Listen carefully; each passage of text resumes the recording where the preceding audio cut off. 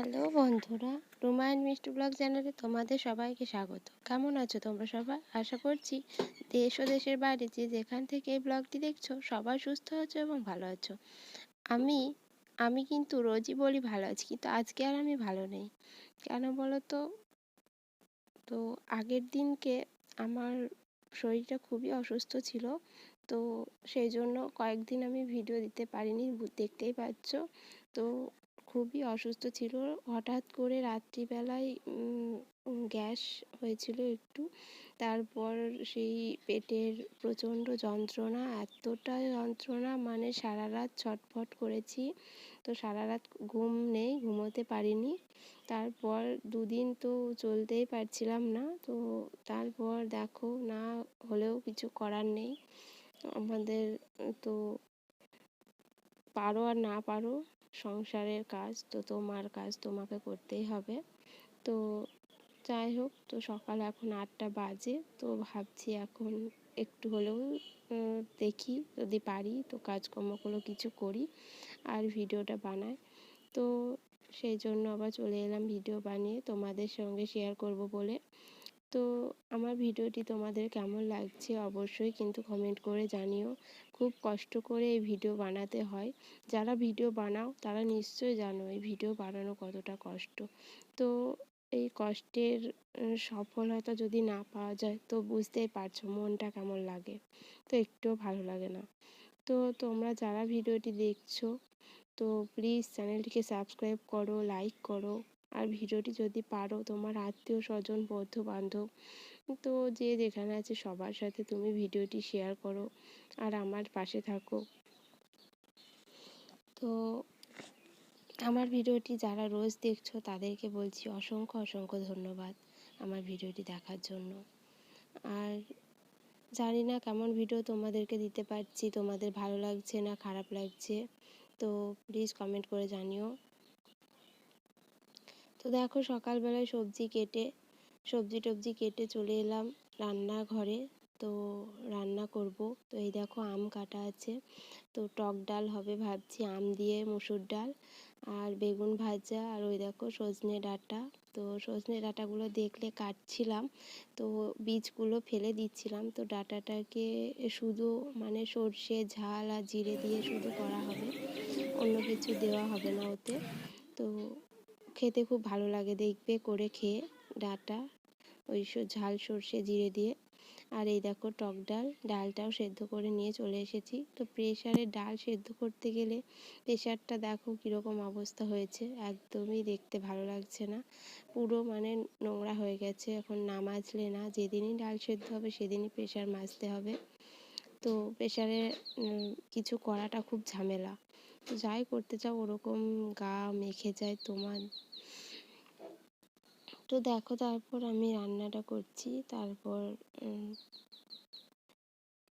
আমার সঙ্গে থাকো আর আমার ভিডিওটি দেখতে থাকো।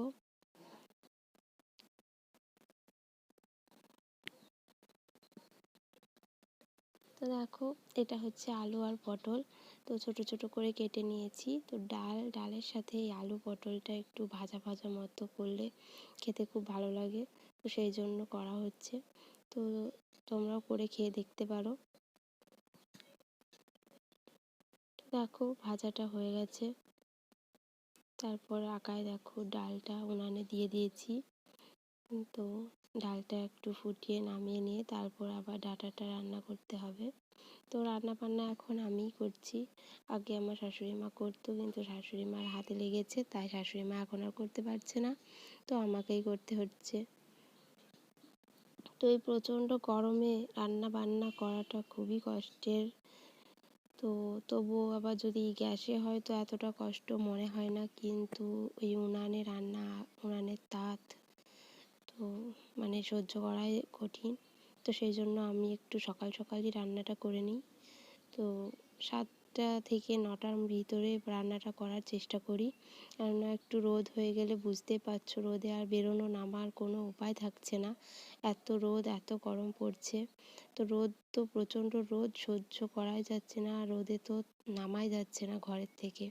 তো তোমাদেরকেও বলছি সবাই সুস্থ থাকো আর বেশি করে জল খাও আর রোদের থেকে যতটা সম্ভব পারো দূরে থাকার চেষ্টা করো।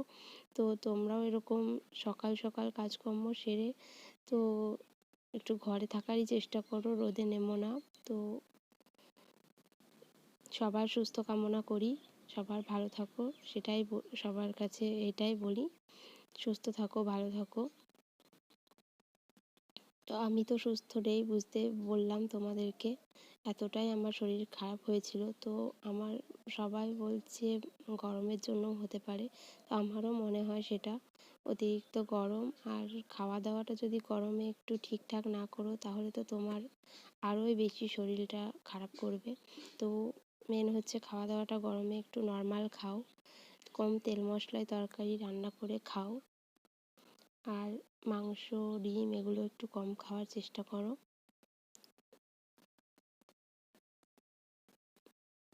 তো বন্ধুরা দেখো আমার ডাটাটা প্রায় হয়ে এসেছে তোমাদের সাথে কথা বলতে বলতে।